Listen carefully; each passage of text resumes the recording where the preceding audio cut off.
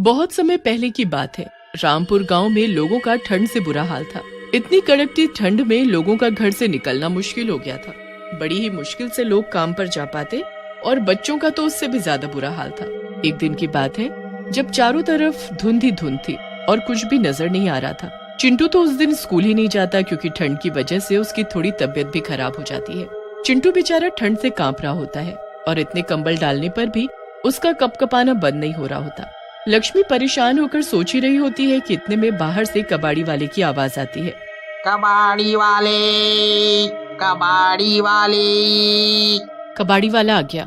इतने दिन से घर में एक कबाड़ पड़ा है, इसको दे देती हूँ, कुछ पैसे तो आएंगे। बस फिर लक्ष्मी घर में पड़े कबाड़ को ले जाकर कबाड़ी वाले को देने लगती है कि तभी उसकी नजर एक हीटर पर जाती है। हीटर बिल्कुल नया होता है। अरे ये तो एकदम नया हीटर लग रहा है, तुमको ये किसने कबाड़ में दे दिया? अरे बस ऐसा ही है बहन जी, कभी कभी बढ़िया सामान भी मिल जाता है। आपको ये खरीदना है तो बताओ, बस 200 रुपए में दे दूंगा। 200 रुपए? नहीं नहीं, 100 में देना है तो दो। जैसे तैसे करके लक्ष्मी उस हीटर को बस 100 रुपए में ही खरीद लेती है। वो जल्दी से प्लग लगाकर हीटर को चिंटू के पास रख देती है। हीटर के जलते ही उसमें से अजीब सी आवाज आती है। अरे ये अजीब सी कैसी आवाज आ रही है इस हीटर से? अरे माँ, ये पुराना है ना, तो शायद इसमें कोई खराबी हो। हाँ तुम सही बोल रहे हो, आवाज से हमें क्या करना, हमें तो बस इससे गर्माहट मिलती रहे वही काफी है। उस हीटर से इतनी गर्माहट आती है कि पूरा घर एकदम गर्म हो जाता है। चिंटू भी उस गर्माहट में एकदम मजे से सो जाता है। रात को जब महेश आता है तो लक्ष्मी उसे हीटर दिखाती है। महेश भी खुश हो जाता है। फिर तो सब लोग मजे से हीटर के पास बैठकर खाना खाते हैं। खाना खाकर सब सो जाते हैं। रात को काफी गर्मी हो जाती है, इसलिए वो हीटर को बंद करके सोते हैं। आधी रात को जब सब सो रहे होते हैं तब हीटर अपने आप चालू हो जाता है और उसमें से अजीब सी कराहने की आवाज आने लगती है। आवाज सुनकर चिंटू की आंख खुल जाती है। वो देखता है हीटर चालू पड़ा है। अरे ये हीटर तो माँ ने बंद किया था, फिर कैसे चालू हो गया? और ये इसमें से इतनी अजीब आवाजें कैसी आ रही हैं? चलो कोई नहीं, मैं ही इसे अभी बंद कर देता हूँ। चिंटू उठकर हीटर के पास जाता ही है कि उसे उसमें 2 आंखें दिखाई देती हैं। आंखें एकदम लाल और डरावनी होती हैं। चिंटू उन आंखों को एकदम करीब जाकर देखने लगता है तो उसे उनमें से आंसू आते दिखते हैं। चिंटू ये सब देखकर एकदम घबरा जाता है। वो अपनी माँ को आवाज देने ही लगता है कि तभी हीटर से एक भूत बाहर आता है और वो खींचकर चिंटू को हीटर के अंदर डाल देता है। अब मैं आजाद हो गया। आखिरकार इतने सालों बाद मुझे आजादी मिल ही गई। अब मैं इस लड़के की जगह लेकर इसकी जिंदगी जीऊंगा और आजादी से रहूंगा। भूत चिंटू को हीटर में बंद करके उसकी जिंदगी जीने लगता है। उसका बर्ताव उसके माँ बाप को कुछ बदला बदला सा लगता है, पर फिर वो सोचते हैं कि शायद वो बीमार था इसलिए ऐसा कर रहा है। हीटर के अंदर चिंटू बंद चिल्लाता रहता है, पर हीटर बंद होने की वजह से कोई उसको सुन नहीं पाता। अब जब रात होती है और सब लोग खाना खाने बैठते हैं तो खाना बिल्कुल ठंडा हो चुका होता है। अरे ये क्या, बिल्कुल ठंडा खाना, इसे गर्म क्यों नहीं किया? जी वो लकड़ी खत्म हो गई थी इसलिए। चलो कोई बात नहीं, फिर ऐसे ही खा लेते हैं। सब खाना खाने लगते हैं, पर जैसे ही चिंटू की शक्ल में वो भूत रोटी को हाथ लगाता है कि तभी रोटी से धुआं निकलने लगता है। महेश चिंटू के हाथ की रोटी को छूकर देखता है तो वो एकदम गर्म होती है। महेश को बड़ी हैरानी होती है कि ठंडी रोटी एकदम गर्म कैसे हो गई। और फिर जैसे ही चिंटू पानी का गिलास उठाता है तो वो भी उबलने लगता है। अब तो महेश और लक्ष्मी ये सब देखकर बड़े परेशान से हो जाते हैं और उनको चिंटू की फिक्र होने लगती है। रात को ठंड ज्यादा होती है, इसलिए लक्ष्मी महेश को हीटर चालू करने को कहती है, पर चिंटू तभी गुस्से में मना कर देता है कि हीटर नहीं चलाना। अरे बेटा, पर ये देख तो आज कितनी ठंड है। कहाँ है ठंड? इतनी तो गर्मी है, कोई ठंड नहीं है, चुपचाप जाकर सो जाओ। गुस्से में लाल चिंटू ऐसा कहकर हीटर उठाता है और उसे घर के पीछे फेंक देता है। ये देख महेश उस पर गुस्से से चिल्लाता है, पर चिंटू उससे भी ज्यादा चिल्लाने लगता है। लक्ष्मी दोनों को चुप होने को कहती है। उसे समझ ही नहीं आ रहा होता कि आखिर चिंटू को हो क्या गया है, क्योंकि इससे पहले उसने कभी ऐसा नहीं किया होता। रात को जब चिंटू सो जाता है तो वो चिंटू पर नजर रखता। वो एक बार को चिंटू के कमरे में जाकर उसे जब देखते हैं तो उनके होश ही उड़ जाते हैं। बिस्तर पर चिंटू की जगह एक भयानक भूत सो रहा होता है, एकदम आग की तरह तपता हुआ लाल भूत।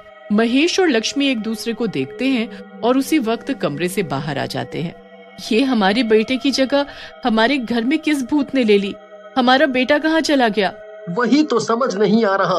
कल से ये अजीब बर्ताव कर रहा है और अब ये सब। मुझे तो कुछ समझ नहीं आ रहा कि चिंटू कहाँ चला गया। हमें कुछ करना होगा जी, हमें चिंटू का पता लगाना होगा। हाँ, और चिंटू कहाँ है ये बात इसी को पता होगी, क्योंकि इसी ने उसे गायब करके उसकी जगह ली है। माँ, बाबूजी, मैं यहाँ हूँ, मुझे कोई बाहर निकालो, यहाँ मेरा दम घुट रहा है। चिंटू खूब चिल्लाता है पर उसकी आवाज किसी को सुनाई नहीं देती। महेश और लक्ष्मी यहाँ अलग परेशान हो रहे होते हैं और उस भूत पर पूरी नजर रखने लगते हैं। पूरी रात ऐसे ही निकल जाती है।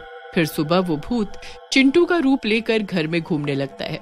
लक्ष्मी की उसे देख हालत खराब हो जाती है, पर फिर भी वो हिम्मत करके उसके साथ वैसा बर्ताव करती है जैसे उसे कुछ पता ही ना हो। बेटा तुम तैयार हो जाओ, आज तुमको स्कूल जाना है ना?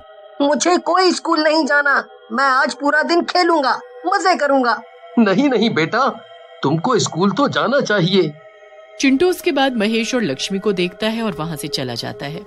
महेश और लक्ष्मी अपना सर पकड़कर बैठ जाते हैं कि इतने में वहाँ फिर से वो कबाड़ी वाला आ जाता है और आवाज देने लगता है, अरे ये तो वही कबाड़ी है जिसने मुझे वो हीटर दिया था।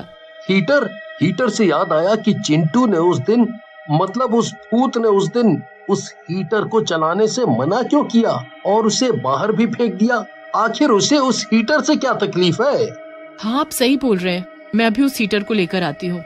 लक्ष्मी जल्दी से उस हीटर को लेकर आती है और जब उसे चालू करती है तो अंदर से उसे चिंटू के चिल्लाने की आवाज आती है, माँ, मैं अंदर हूँ, मुझे बचा लो, जल्दी से इस हीटर को बंद करो वरना मैं जलकर मर जाऊंगा। हे भगवान, मेरा बच्चा इस हीटर के अंदर कैद है। जल्दी से लक्ष्मी हीटर के बटन को बंद करती है। ओफो, अब हम क्या करें? इस भूत ने हमारे बच्चे को बंद करके खुद उसकी जगह ले ली है। अब हम चिंटू को कैसे आजाद करें? ये तो हमें ये कबाड़ी से ही कुछ पता लग सकता है। दोनों जल्दी से उस कबाड़ी वाले के पास जाकर उससे पता करते हैं कि वो हीटर उसे किसने बेचा। कबाड़ी वाला उनको बताता है कि पास के घर में एक अकेला आदमी रहता है जिसने उसे ये हीटर बेचा। वो दोनों तुरंत उस आदमी के पास जाते हैं और उसे सारी कहानी बताते हैं। हे भगवान, उस भूतिया हीटर ने तुम्हारे साथ भी ऐसा किया। दरअसल वो हीटर मेरे किराएदार का था। एक दिन वो खूब दारू पीकर आया और हीटर चलाकर सोता रहा। हीटर की गर्मी इतनी ज्यादा बढ़ गई और कमरा बिल्कुल बंद पड़ा रहा। हीटर के पास रुई की एक रजाई पड़ी थी और उसमें आग लग गई। पूरे कमरे में आग ही आग और उसी में जलकर वो किराएदार मर गया।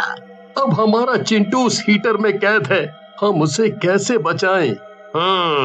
अब तुम हीटर को लेकर पीपल वाले बाबा के पास चले जाओ, वही कुछ करेंगे। लक्ष्मी और महेश तुरंत ऐसा ही करते हैं और वहाँ जाकर वो बाबा को सारी कहानी बताते हैं। एक काम करो बच्चा, ये लो भभूत, इसे उस हीटर के आगे रख देना और जैसे ही वो भूत घर में आए वैसे ही उस हीटर को चला देना। पर उसमें तो मेरा बच्चा है, वो जल जाएगा। नहीं जलेगा, ये भभूत उसे जलने नहीं देगी, बस उस भूत को कैद करने में मदद करेगी। तुम बस इस भभूत को वहाँ रखना और हीटर जलाकर दूर खड़े हो जाना। जैसे ही वो भूत गुस्से में उस हीटर के पास उसे फेंकने, तोड़ने या नष्ट करने के लिए जाएगा, तुम जल्दी से भभूत उसके मुंह पर उड़ाकर ये पड़ा हुआ पानी उसके पीछे फेंक कर मारना। बस फिर लक्ष्मी और महेश बिल्कुल ऐसा ही करते हैं। जब भूत घर में आता है तो वो हीटर को देखकर गुस्से में लाल हो जाता है। उसके बाद जैसे ही लक्ष्मी उसे चालू करती है तो वो गुस्से में भूत का रूप ही ले लेता है। भूत उस हीटर को तोड़ने को जैसे ही आगे बढ़ता है कि महेश हीटर के सामने रखी भभूत फूंक मारकर उसके मुंह पर उड़ा देता है और पीछे से लक्ष्मी उसके ऊपर वो पड़ा हुआ जादुई पानी फेंकती है। भूत बुरी तरह चिल्लाता हुआ हीटर में समा जाता है और चिंटू बाहर निकल आता है। उसके बाद वो उस हीटर को उठाकर एक नदी में ले जाकर फेंक देते हैं। भूत अंदर ही चिल्लाता रह जाता है पर कभी उससे बाहर नहीं आ पाता।